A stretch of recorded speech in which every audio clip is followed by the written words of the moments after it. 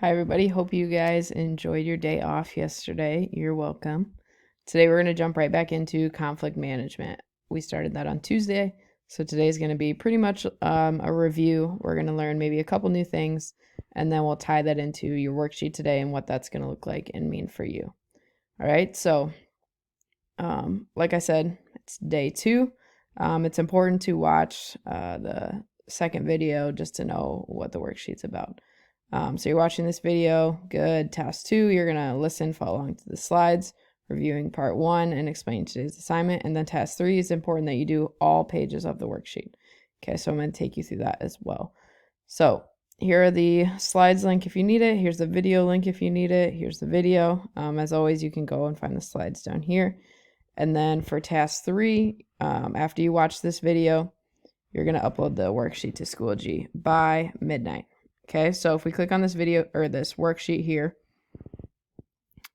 it is 2 pages. It's very important that you do this page first. Okay, you're going to read through these instructions. You're going to rate yourself based on the truth. Okay, honesty is very, very important for this assignment. Rarely, sometimes, often, always. So you're going to read this sentence. I try to negotiate and adopt a give and take approach to problem solutions. So does that happen? Rarely, sometimes, often, or always. Be honest and put that number right here.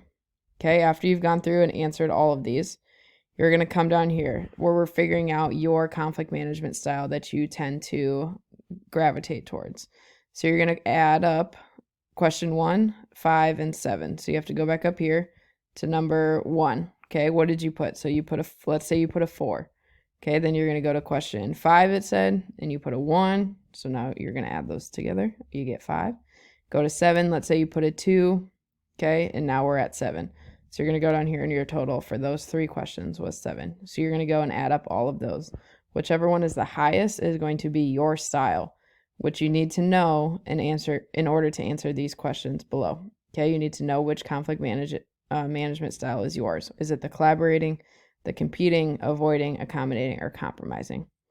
Then you're going to come up with realistic situations and scenarios in each of these categories.